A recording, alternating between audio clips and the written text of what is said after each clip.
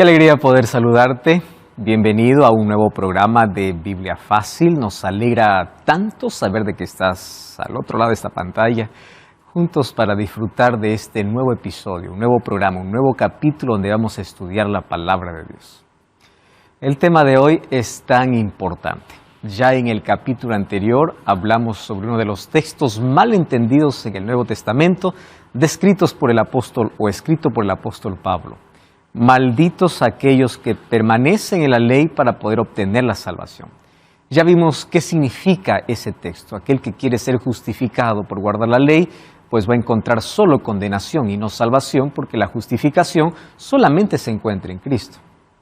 Recordando que por gracia somos salvos, pero el hecho de ser salvos por gracia también me lleva para que yo pueda cumplir o tener buenas obras. La causa de la salvación es la gracia, pero la evidencia de la salvación es la lealtad, es la obediencia, es caminar en armonía con la voluntad de Dios y con su ley. Teniendo claro ese asunto, surge otra pregunta. ¿Acaso la ley de Dios no solamente está escrita en el Antiguo Testamento? Pues hoy veremos que la ley de Dios, escrita por el dedo de Dios, que tenemos que hacer una diferencia entre las leyes que existían en el Antiguo Testamento y la ley de Dios, está exactamente igual en el Nuevo Testamento. Eso significa que esta ley continúa vigente para el cristiano, para el creyente y para aquel que tiene su fe en Jesús. Así que prepárate, toma tu Biblia y no es algo que yo tenga que decirte, sino algo que la palabra de Dios tiene hoy para ti. Así que disposición y vamos juntos a sumergirnos en este tema. Dios te bendiga siempre y qué bueno que puedas separar este tiempo para el estudio de la Biblia. Una vez más, mi abrazo y mi cariño para ti, donde tú estés. Bienvenidos amigos a este nuevo capítulo, entonces vamos a nuestro estudio de hoy. Antes de poder ingresar a nuestro estudio, queremos ofrecer para nuestros amigos el curso bíblico En Busca de la Verdad. 15 capítulos extraordinarios que hablan sobre cómo encontrar respuestas a las principales inquietudes que tenemos a la luz de la Biblia. Puedes solicitar este material a nuestro WhatsApp más 5512-9810-1460 o también puedes ingresar a nuestro sitio web estudielabiblia.com. Este material es totalmente gratis, solicítalo ahora mismo y vas a enriquecer en gran manera tu fe y tu relación con Dios. Vamos al estudio de hoy y antes de abrir la Biblia vamos a hacer la oración. Oramos. Querido Dios, estamos felices de poder separar este tiempo en nuestro día para poder estudiar tu palabra. Y tu palabra siempre se estudia bajo tu dirección. Por eso pedimos que tu Santo Espíritu pueda guiarnos a que en este estudio podamos comprender cuál es la verdad acerca de tu ley y por qué es importante para la vida del cristiano. Gracias porque es por tu gracia que encontramos la salvación. Mas tu gracia que salva es tu gracia que transforma y nos coloca en armonía con tu voluntad. Y tu voluntad es que seamos obedientes, que seamos fieles, que podamos ser leales, que podamos ser diferentes, que podamos ser transformados y preparados por una eternidad contigo. Y ayúdanos a comprender eso de manera clara en este estudio. En el nombre de Jesús. Amén. Una de las cosas importantes que tenemos que analizar es que la ley es el reflejo del carácter de Dios. ¿Cuál es el carácter de Dios? 1 Juan capítulo 4, versículo 8 dice así: el que no ama no conoce a Dios, porque Dios es amor. Dios no tiene amor, Él es. La esencia de Dios es amor. Entonces, Él es amor, por eso es que todo lo que Él hace a favor de la humanidad tiene que tener como base su carácter. La ley es el reflejo del carácter de Dios. Hoy vamos a encontrar algunos atributos de la ley. Por ejemplo, dice, Dios es justo. Pero Romanos 7 dice que la ley también es justa. Dios es bueno. Romanos 7 dice que la ley es buena. Dios es santo. La ley dice que es santa. La ley es buena, justa y santa. O sea, es un reflejo del carácter de Dios. Dios es amor. Por eso es que la ley tiene su base ¿en qué? En el amor. Amor a Dios y amor al prójimo. Esa es la base. 4 primeros mandamientos demuestran mi amor a Dios. 6 últimos mandamientos demuestran mi amor al prójimo. Y si se trata del amor, es imposible que en la cruz haya sido eliminado, porque la cruz es la demostración de amor. Y como ya mencionamos en el capítulo anterior, que la cruz, en lugar de anular la ley, confirmó la ley, porque Jesús estaba pagando la condenación de la ley. Para Dios hubiese sido fácil anular la ley, no hay transgresión, no hay muerte, no hay nada. Pero Dios dijo, no, la ley es inalterable, es inquebrantable. Así que en lugar de que el hombre pague la condena, yo pagaré, pero la ley no se cambia. Entonces, vamos al estudio de hoy porque obviamente que hay muchos que en contra de la ley buscan algunos textos descontextualizados para decir que no sirve más para el creyente de hoy. Ya en el programa anterior hablamos algunos aspectos sobre la ley. Hoy queremos abordar específicamente el tema de la ley de Dios. ¿Está en el Nuevo Testamento? Yo siempre vi la ley en el Antiguo y en el Nuevo Testamento, pero no la tenía sustentada. Porque muchas veces obviamente las personas ven a la ley de Dios como no solo el tiempo de Moisés, solo para el judío, ¿no? La ley era para el judío, punto final. Y el ser humano se cierra allí y no entiende o no investiga o no averigua o no lee. El problema de nuestra generación es que está tan entretenida que no tiene tiempo para leer la Biblia, ¿no? Apenas escucha retazos, apenas un culto una vez por semana y eso es todo su alimento espiritual. Por eso la importancia de poder profundizar, leer, estudiar, averiguar, investigar. ¿Por qué salvación? Si nosotros dedicamos tanto tiempo para poder tener una carrera profesional, estudiamos, nos trasnochamos, investigamos, algo que en la vida nos va a servir, ¿cuánto más para la salvación? Necesitamos ese tiempo también para poder investigar, sentarnos y pedir que Dios nos ilumine. Ahora, muchos piensan así, entonces la ley solamente estuvo en el Antiguo Testamento. En el Nuevo Testamento ya no existe más. Error. ¿Por qué? Vamos a ver que la ley de Dios está en el Nuevo Testamento. Existe un libro llamado Religiones, Sectas y Herejías de Cabral. Y ahí en ese libro resalta dos puntos importantes del libro, ¿no? El libro dice así: Jesús fue el último hombre que debía guardar la ley. Entonces, como Jesús guardó la ley, todos los que creen en Él ya no necesitan guardar la ley porque Él la guardó por todos. Interesante la lógica, ¿no?, que él emplea. Claro, no hay un sustento y un respaldo bíblico, pero suena bonito y atrayente. Él ya guardó, yo ya no necesito hacer nada. Número 2, en su muerte en la cruz, Jesús abolió la ley, o sea, anuló la ley. La ley llegó hasta la cruz. Después de la cruz, ya no existe más ley. Más o menos, tengo la idea así, que en el cielo se van a encontrar dos grupos de redimidos, ¿no? Un grupo que dice, yo estoy aquí salvo antes de la cruz. Y el otro que dice, yo estoy aquí salvo después de la cruz. Incoherente, ¿no? Unos se salvaron por la ley, otros por la gracia. ¿Ustedes creen que hay dos medios de salvación o dos tipos de salvación? No existe. Gracia existió desde el Edén. Cuando Dios llama a Adán y Eva, ellos merecían morir. Y un cordero muere en su lugar y ese cordero representaba el sacrificio de Cristo. ¿Qué cosa estaba mostrando Dios? Gracia. Y ellos a través de ese sacrificio tenían que mirar al Salvador. ¿Qué cosa es eso? Fe. Por eso es que el sistema de sacrificios del Antiguo Testamento demostraba la fe y la gracia. Y la ley estaba también, o sea, la ley no anula la fe y la gracia no anula la ley. Porque siempre estuvieron juntas. No existieron medios diferentes de salvación. No existieron, nunca existió. Porque la salvación siempre fue por fe y gracia. Nadie va a llegar al cielo y decir, yo estoy aquí por la ley. Otro decir, no, qué triste, tu vida estás por la ley, yo estoy por la gracia. No, todos llegamos por la gracia de Dios, todos. Nadie llega por otro camino. Ahora, ¿qué cosa es lo que sucede? Al hacer esta distinción, rompen casi toda la Biblia, toda la Escritura. Vamos a hacer un análisis brevísimo de cómo la ley de Dios se repite en el Nuevo Testamento. Ahora, interesante notar algo. En el Nuevo Testamento, obviamente, ya no hay tablas escritas. En el Nuevo Testamento ya no hay una vez más que se menciona en el orden, ¿no? Primero, segundo, tercero, cuarto, quinto, sexto, no hay.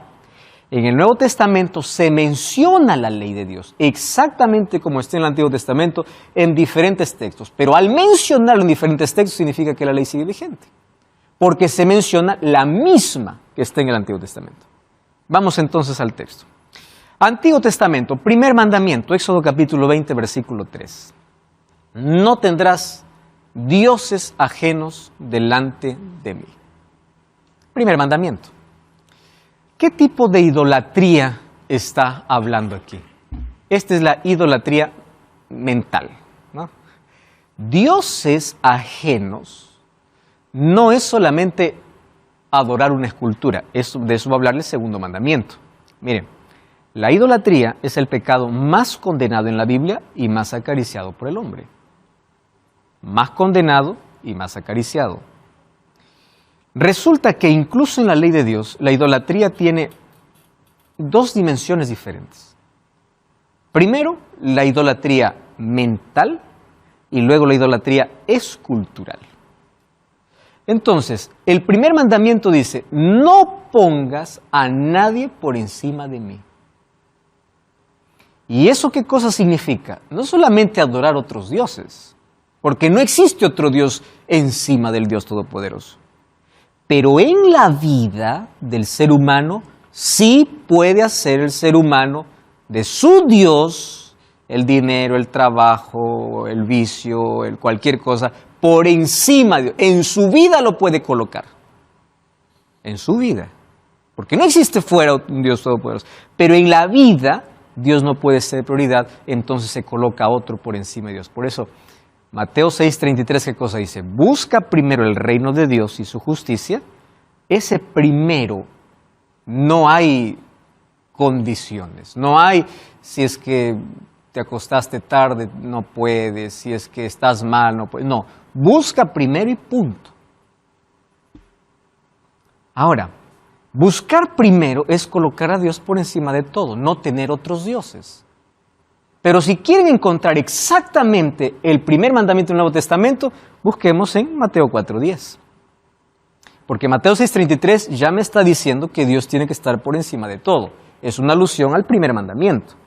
Pero Mateo 4:10, en la tentación, Jesús, cuando se enfrentó a Satanás, le dijo así: al Señor tu Dios adorarás y a Él solo servirás. En otras, ¿qué cosa está traduciendo el primer mandamiento? No hay otro Dios a quien tú puedas servir o a quien tú puedas adorar. ¿Eso qué cosa es? No tendrás otros dioses fuera de mí. ¿Correcto? Primer mandamiento. Segundo mandamiento. Segundo mandamiento tiene que ver con la idolatría escultural. Y la idolatría escultural era muy común, porque el ser humano siempre hizo esculturas para adorar. Siempre. Alguna creación humana, otros adoraban lo que veían en la naturaleza, otros inventaban dioses, les colocaban rostros humanos, cuerpos de animales, en fin, tantos dioses, comenzando desde la cultura egipcia en adelante, todos, absolutamente todos. Babilonia tenía 1500 dioses, un panteón babilónico. Los griegos tenían millones de dioses, miles de dioses. Entonces, dioses esculturales siempre existió. Y la tendencia del pueblo de Israel siempre era hacer una escultura. ¿Recuerdan cuando Moisés se demoró ahí en el monte Sinaí? ¿Qué cosa es lo que hizo el pueblo? Un becerro de oro. Adorar un becerro. ¿De dónde lo aprendieron eso? De Egipto. Porque en Egipto los becerros, las vacas son sagradas. Los bueyes son sagrados. En los próximos capítulos, cuando veamos sobre las plagas, vamos a descubrir que Dios destruye todos los ídolos de Egipto. Porque el Nilo era Dios. Los bueyes eran Dios. O sea, destruye todos sus dioses para decirle, yo soy Dios Todopoderoso. Pero aún así Faraón no entendió. Ahora, la imagen escultural es tan peligrosa, tanto así que el segundo mandamiento dice, no te harás imagen ni ninguna semejanza de lo que esté arriba en el cielo, ni abajo en la tierra, ni debajo de las aguas. O sea, no te harás imágenes. Ese es el mandamiento. En el Nuevo Testamento, el apóstol Pablo va a decir lo siguiente en Hechos capítulo 17, versículo 29. Dice así, siendo pues linaje de Dios, no debemos pensar que la divinidad sea semejante a oro, plata o piedra, escultura de arte y ¿de qué más dice? De imaginación de hombres.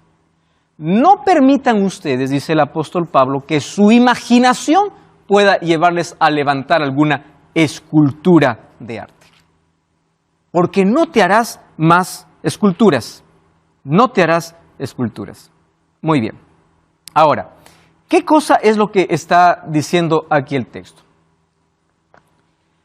Hay muchos que dicen así. En el Antiguo Testamento vemos que Dios mandó en el santuario hacer imágenes, ¿verdad? Por ejemplo, ¿qué imágenes encontramos en el Antiguo Testamento? Afuera tenemos un altar de sacrificio, un lavatorio. En el lugar santo encontramos pan con una mesa con 12 panes, un candelabro de oro y un altar de incienso para perfumar porque no tenía ventanas, todo era cerrado y la sangre que entraba obviamente mal olor tenía dentro. Entonces a través de ese perfume que salía ya podía ambientar el santuario. En el lugar santísimo, ¿qué cosa se encontraba? El arca del pacto. Sobre el arca del pacto, ¿qué cosa había? La imagen de 2 querubines. Entonces algunos dicen así, ahí está una escultura. A ver, vamos a poner las cosas en su orden debido. ¿Las personas que entraban al atrio se postraban delante del altar? No, ellos llegaban al altar para hacer su sacrificio.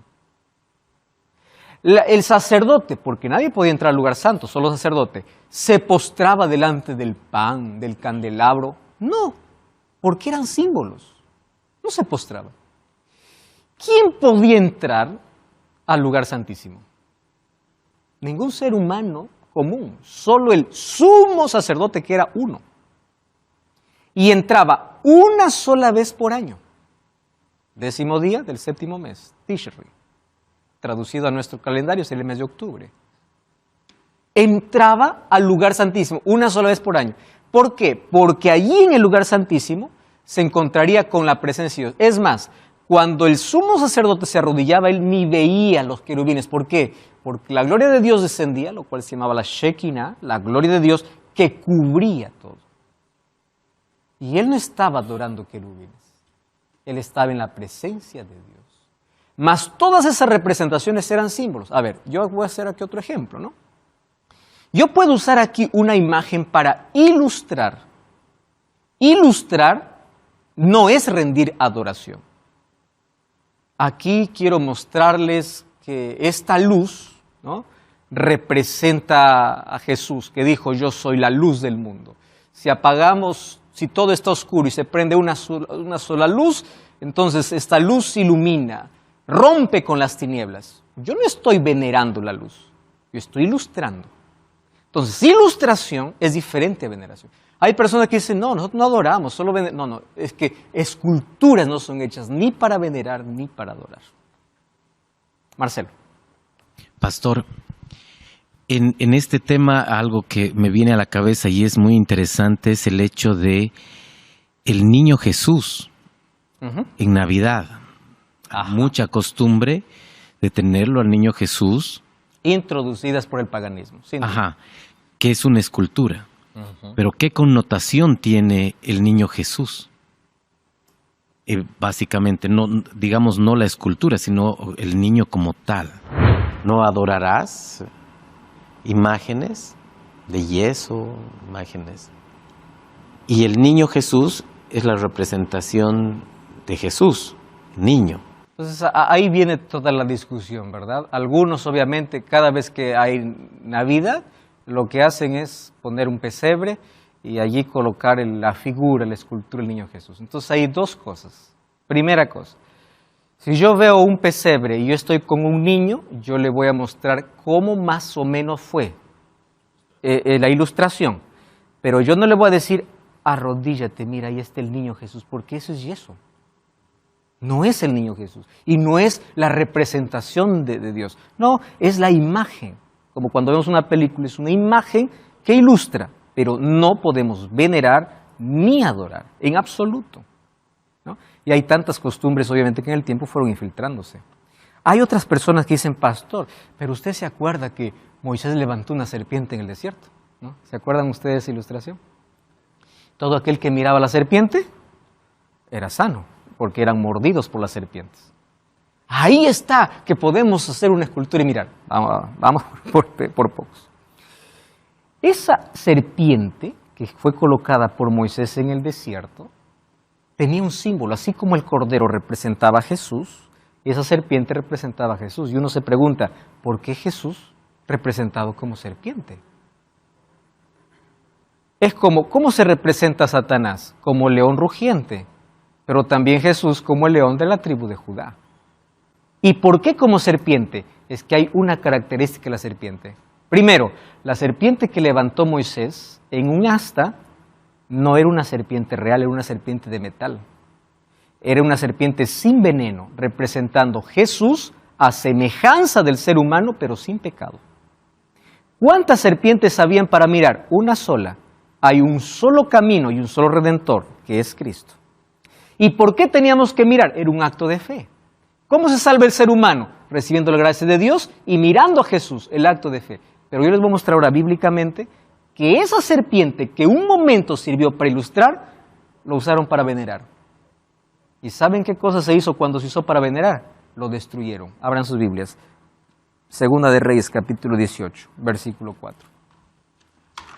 Segunda de Reyes, capítulo 18, versículo 4. Miren lo que dice aquí el texto bíblico.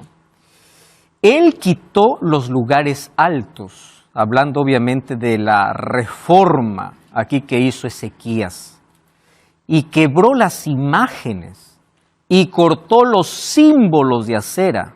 ¿Y qué más dice? E hizo pedazos la serpiente de bronce que había hecho Moisés, porque hasta ese entonces le quemaban incienso los hijos de Israel y lo llamó Nehustán. ¿Qué significa Nehustán? Pedazo de bronce, no tiene poder. ¿Por qué ustedes están venerando esto? Si esto nunca fue hecho para venerar, esto fue hecho para ilustrar. Cuando la escultura dejó de ser ilustración para ser adorado o venerado, en la reforma que hizo Ezequías, ¿qué cosa tuvo que hacer? Despedazarlo. No importa si representa a Jesús, porque el foco ya no es Cristo, el foco era un pedazo de metal. Entonces era necesario, ¿qué cosa?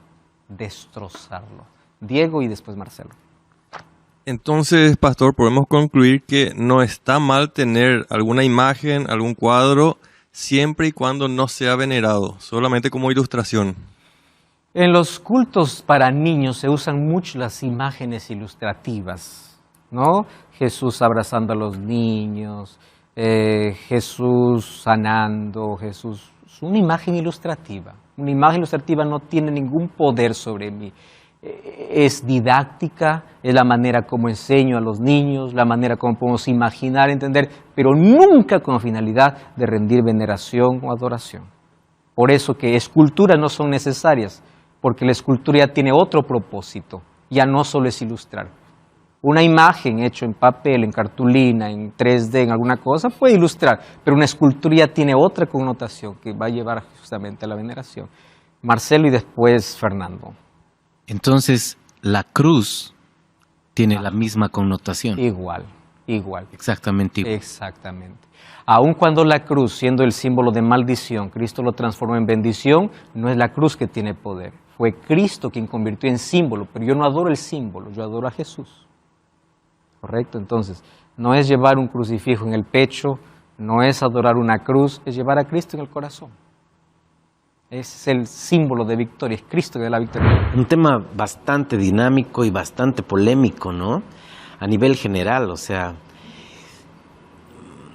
Mi pregunta era relacionada a lo mismo. Si la cruz, como en el mundo evangélico, la usan sola y en el mundo católico con Cristo en la cruz, si alguna de esas dos formas era idolatría o estaba bien como representación. Es totalmente innecesaria. Porque una cruz no necesito siquiera ni ilustrar.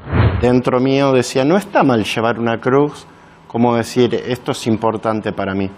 pero él dio en la tecla diciendo de que muchos lo usan como amuleto, lo cual es verdad.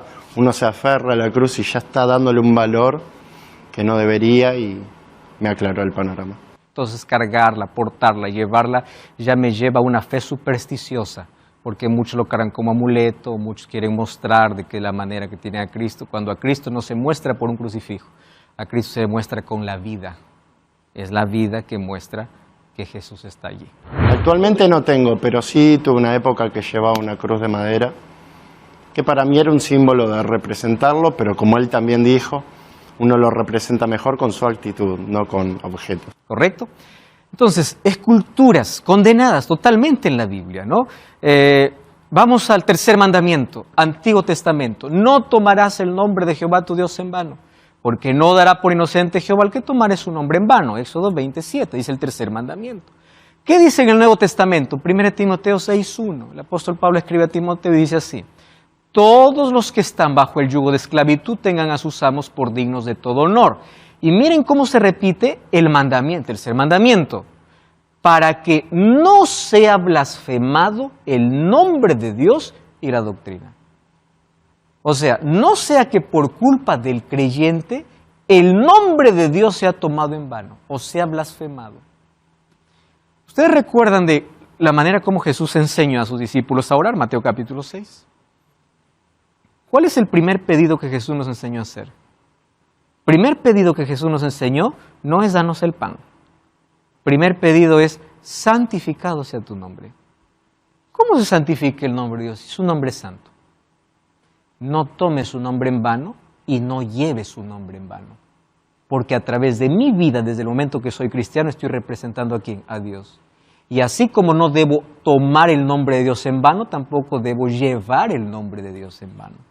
Responsabilidad. Entonces, la gracia de Dios, la cruz, no anula la ley de Dios. Te da una responsabilidad mayor de poder honrar a Dios. Por eso es que la base de la ley es el amor.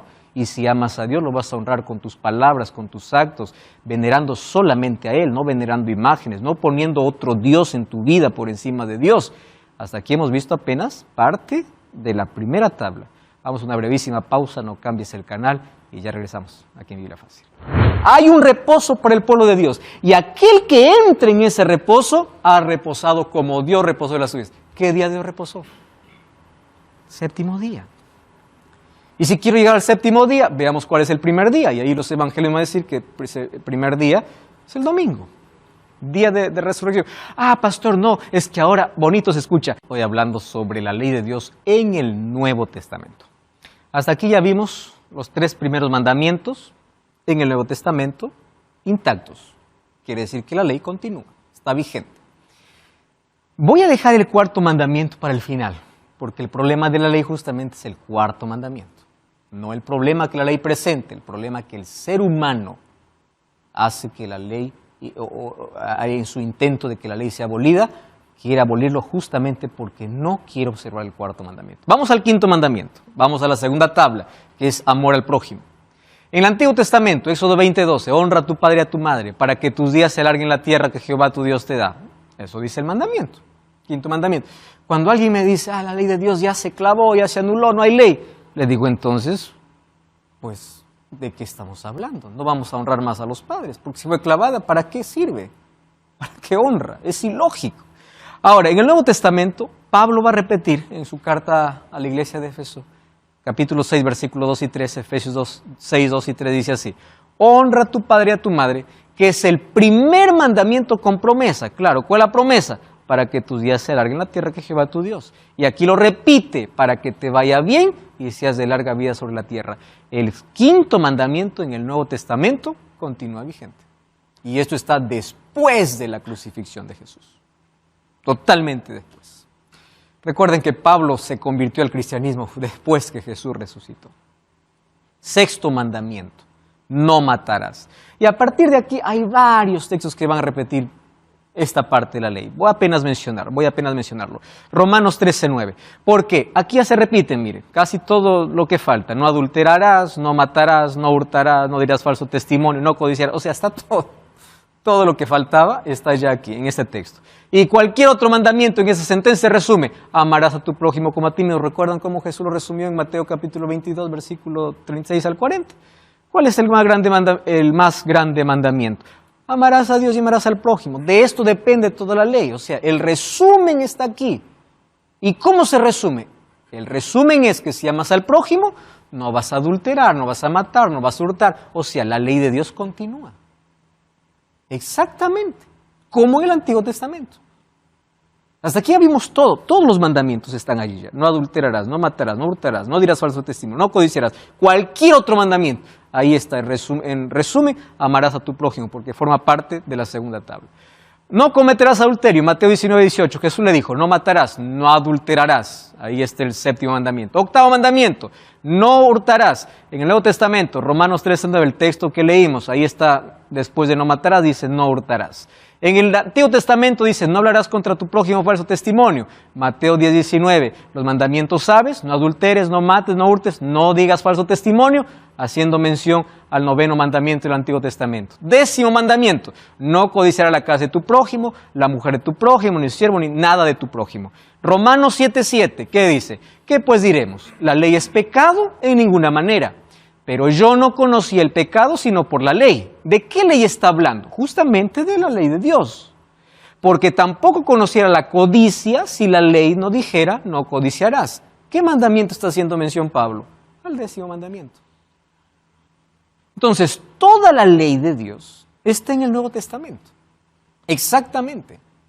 Si la ley de Dios hubiese sido clavada en la cruz, que eso va a ser nuestro próximo tema, entonces, ¿qué se clavó en la cruz, no? ¿Qué terminó en la cruz? Eso será nuestro próximo tema. Pero si esta ley hubiese sido clavada, ¿para qué mencionarle? ¿Para qué? ¿Para qué hacer mención? Ahora, ¿cuál es el problema? El cuarto mandamiento. Este es el problema. Yo tenía un poquito esa imagen, pero a la vez entendía que seguía vigente, y la cantidad de pasajes bíblicos que citó donde demostraba ya lo hace muy evidente. Le voy a decir por qué. Porque este es el único mandamiento de la ley que te coloca en el lugar que debes estar. Criatura, creador. Este es el mandamiento específicamente que habla de adoración.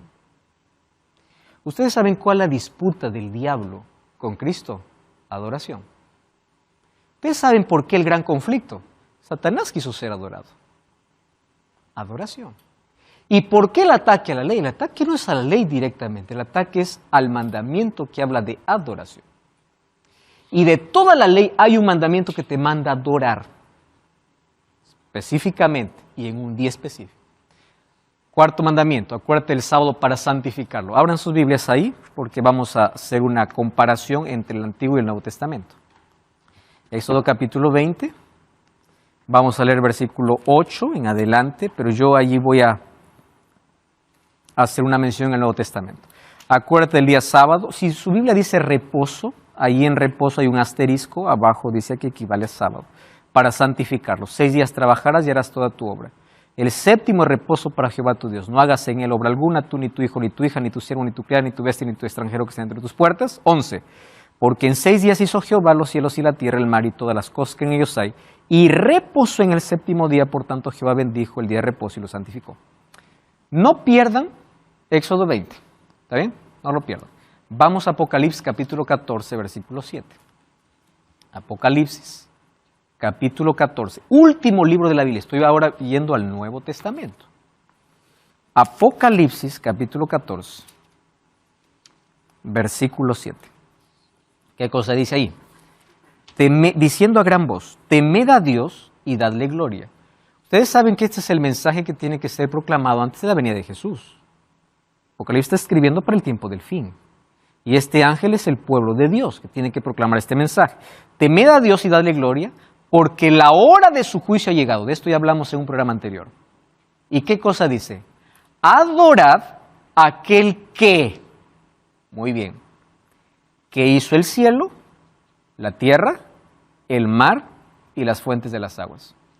¿Ustedes se acuerdan en el primer capítulo que yo les dije que Apocalipsis, de los 404 versículos, más de 200 versículos son tomados del Antiguo Testamento? Ahora, ¿dónde está adorado aquel que hizo el cielo, la tierra, el mar y las fuentes de las aguas? Volvamos a Éxodo 20. Versículo 11. Porque en 6 días hizo Jehová los cielos, la tierra, el mar y todas las cosas que en ellos hay. ¿Dónde está ese texto de Apocalipsis 14:7? En Éxodo 20:11. Hablando ¿para qué? Para el tiempo del fin. Llamando a la adoración. ¿Por qué? Porque este es el mandamiento olvidado. Dios dice, acuérdate. Satanás siempre está en contra y dice, olvídate. Y en las próximas lecciones vamos a descubrir que Él va a colocar un sistema de adoración paralelo. Porque Él no quiere que el ser humano reconozca a Dios como su creador. Vamos a Génesis capítulo 2. No habían judíos en Génesis. Génesis había Adán, que representa la humanidad. Génesis 2, 1 al 3. Dice así. Fueron pues acabados los cielos y la tierra, y todo el ejército de ellos. Acabó en el 7º día la obra que hizo, y presten atención a las características. Reposó de toda la obra que hizo, bendijo al día 7º, y lo santificó porque él reposó de toda la obra que había hecho en la creación. Primera pregunta. ¿Dios estaba cansado? ¿Qué piensan ustedes? ¿Estaba cansado de tanto crear? Isaías, ¿qué cosa dice? Dios nunca se cansa, Dios no se fatiga. ¿Por qué descansa? Porque Él va a dar un ejemplo para que el hombre que acaba de ser creado pueda hacer lo que Él hizo. Ustedes saben que esto incluso hoy, los psicólogos mencionan que existe un tipo de aprendizaje por imitación de los niños. Los bebés cuando van creciendo, van tornando niños, imitan todo lo que el padre ve. Adán era un bebé porque era recién creado. Él tenía que imitar las acciones ¿de quién? Del padre. ¿Y qué cosa hace? Descansa. ¿Adán estaba cansado? ¿Qué va a estar cansado si él fue creado el 6º día? Él no estaba cansado. El sábado no fue hecho solamente porque era un día para dormir, descansar, porque no está cansado. El sábado tiene otro propósito. Acuérdate que yo soy el creador. Entonces, cada vez que llega sábado, yo levanto un monumento en el tiempo, porque va a ser un encuentro entre creador y criatura. ¿Ustedes saben cuándo apareció la evolución? Cuando el ser humano se olvidó quién es su creador. ¿Y saben cuál fue el método de Dios para que el ser humano jamás olvide de dónde viene? El sábado. Porque ¿qué cosa iba a recordar? Todo esto es creado ¿por quién? Por Dios. Número 2, reposó, bendijo. Ustedes lean todo el capítulo 1. No hay un texto que diga, y acabó el primer día y bendijo el primer día. Acabó el segundo día, bendijo el segundo. No hay. Y quien lo bendice no es una iglesia, no es un pastor, no es un líder, es Dios. Y número 3, santificar. ¿Qué significa santificar? Separar. O sea, es Dios quien separa de toda la semana un día para el encuentro con la criatura. Entonces, el gran conflicto en el tiempo del fin tiene que ver con la lealtad a Dios en guardar sus mandamientos. Por eso la característica del remanente en el tiempo del fin es, aquí está la paciencia de los santos, los que guardan los mandamientos de Dios. ¿Por qué énfasis en los mandamientos de Dios? Ellos son salvos por gracia. Pero es el símbolo de lealtad, de adoración. Porque el conflicto de todos los siglos siempre ha sido ¿a quién adorar? Y de toda la ley, este es el mandamiento que me manda ¿qué?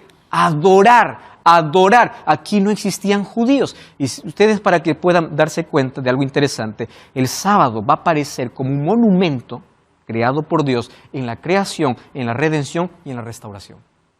En la creación, ya leímos Génesis 2.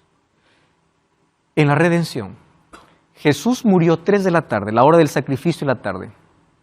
Antes de la puesta del sol, ¿dónde estaba Jesús? En su tumba, porque el sábado no comienza a la medianoche del viernes, el sábado comienza a la puesta del sol. ¿Y dónde estaba Jesús a la puesta del sol del viernes? En su tumba. Todo el sábado, ¿dónde pasó Jesús? En su tumba. Y el domingo Él resucita. Entonces hagamos un monumento para la resurrección, porque Jesús resucitó. Pero un momento, ya hay un monumento para la resurrección. Romanos capítulo 6, versículos 2 y 3 dice que a través del bautismo celebramos la resurrección, porque en el bautismo somos muertos y morimos con Cristo y resucitamos para una nueva vida. O sea, no necesitamos levantar otro monumento, porque ya está, es el bautismo. El sábado no cambió, pero el ataque justamente es contra el sábado. ¿Y por qué en la restauración? Cuando vamos a Isaías 66, 22 y 23 dice, porque de mes en mes y de sábado en sábado vendrán todos a adorar delante de mí, dice Jehová. Porque claro, el pueblo de Dios estará en el cielo solo 1000 años. De ahí vendrá la tierra será purificada, será restaurada y este será el eterno hogar. Pero ya restaurado y sin pecado. Y de mes en mes. ¿Y por qué de mes en mes? Recuerden que el árbol de vida produce un fruto por mes. Y los hijos de Dios tendrán acceso al árbol de la vida. Y de mes en mes. Y de sábado en sábado vendrán todos. ¿Por qué? De mes en mes para participar del fruto del árbol de la vida y de sábado en sábado porque es el día de adoración, desde la creación hasta la eternidad.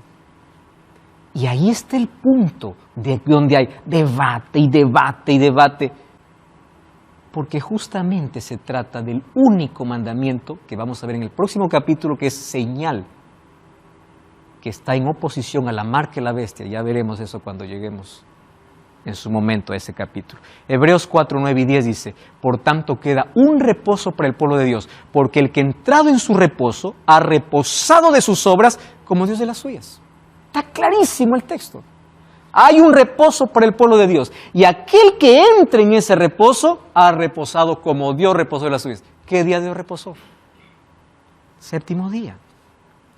Y si quiero llegar al séptimo día, veamos cuál es el primer día. Y ahí los evangelios van a decir que el primer día es el domingo, día de resurrección.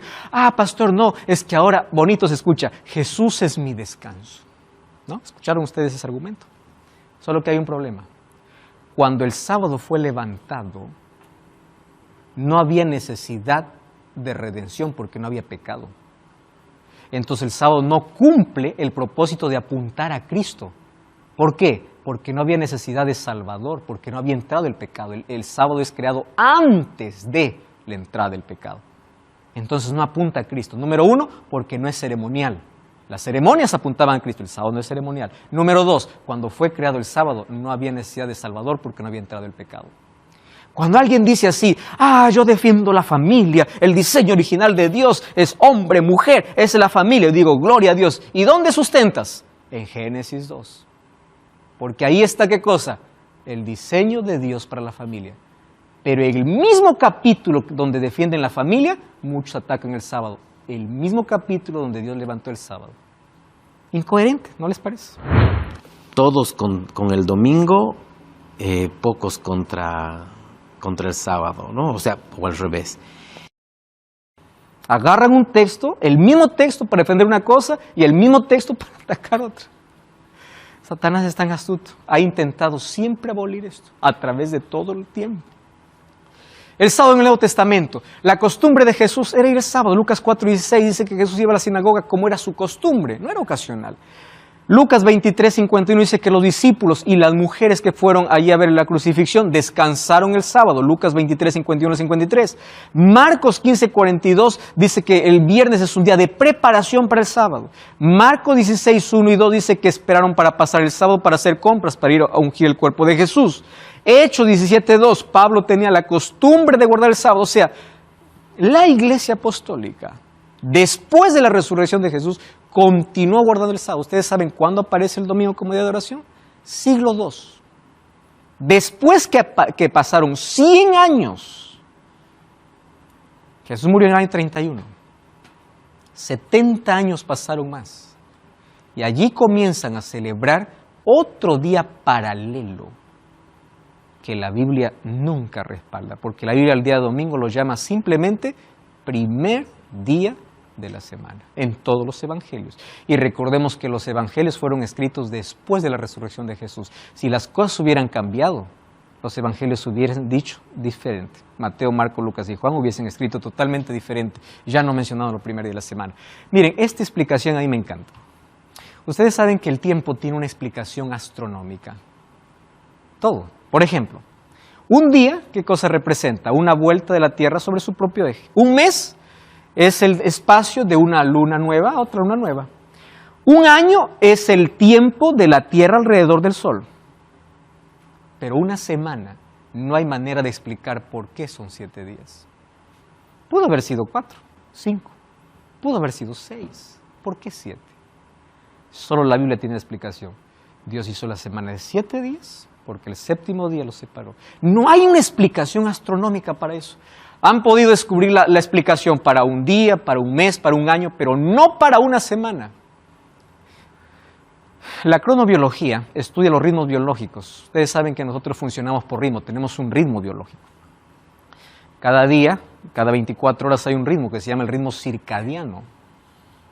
Pero ustedes sabían que hay otro ritmo llamado el ritmo circaseptano, donde cada 7 días, un ciclo de 7 días, se encuentran las fluctuaciones de la presión arterial, contenido de ácido en la sangre, células rojas en la sangre, ritmo cardíaco, temperatura oral, temperatura de la mama femenina, química, el volumen de la orina. Todo eso a partir de 2 neurotransmisores importantes, noradrenalina y adrenalina, y del aumento y la disminución de diversos productos químicos del cuerpo, tales como la hormona, que pueden enfrentar el estrés, el cortisol. ¿Quién lo produce eso? El cuerpo. ¿Cada cuánto? Cada 7 días. O sea, por más que neguemos, incluso en nuestro cuerpo está escrito a través de un ritmo llamado circaseptano que Dios es el creador y que cada 7 días yo necesito descansar y un encuentro con Dios. Ustedes saben que Francia intentó hacer un calendario de 10 días y fracasó. Fracasó. Nadie puede alterar y la explicación está aquí. Incluso en nuestro cuerpo Dios colocó su huella para poder descansar. El descanso semanal está escrito como una necesidad biológica. ¿Qué significa el sábado? Lealtad, amor, obediencia. ¿Recuerdan ustedes allí? Adán y Eva, ¿qué cosa le dijo? De todo árbol podrás comer menos uno. Dios te dice, toda la semana puedes hacer tus actividades. Esto es mío. No toques, es mío. Es muestra de amor y obediencia. Pero ¿qué sucede? El ser humano siempre quiere dar lo que él quiere. Pastor, ¿qué importa el día? Finalmente yo doy lo mejor a Dios, Él entiende. Te recuerdo Caín y Abel. Dios quiso una ofrenda. Caín dio lo que él creía que era mejor. Abel dio lo que Dios pidió. ¿A quién Dios aceptó? No es que Dios hace discriminación, pero en cuestión de salvación es la obediencia. No es como yo quiero, no es lo que a mí me gusta, es lo que Dios pide. ¿Por qué Dios aceptó la ofrenda de Caín o de Abel? Porque no importa lo mejor que yo intente dar a Jesús, si es que Dios no me pidió, no es aceptado. Lealtad, obediencia. Y el mandamiento es el único que dice, acuérdate. El único. Pero hay una profecía en Daniel 7:25 que dice que habrá un poder que perseguirá a los santos y cambiará los tiempos y la ley. Daniel 7:25. Y ese poder actuó en la historia. Ustedes van a ver que hoy los mandamientos fueron alterados. El segundo mandamiento no existe más. Busquen el catecismo. No hay, no te harás imágenes. Fue eliminado. El cuarto mandamiento cambió. Ya no dice acuérdate del sábado, dice santificar las fiestas. Se colocó el tercero incluso. El 10º mandamiento se dividió en 2. ¿Por qué? Satanás siempre atacó la ley de Dios, porque la ley de Dios es el reflejo del carácter de Dios. Y ustedes saben que eso fue un proceso. Miren, Sócrates, Historia Eclesiástica, página 22, dice, los seguidores de Cristo continuaron observando el séptimo día durante varios siglos. Sin embargo, junto con el sábado, hubo una observancia gradual de lo que se conoció como la fiesta de la resurrección que celebraba el primer día. Esta celebración data a mediados del siglo II, o sea, la Biblia no respalda, Jesús no guardó ni los discípulos.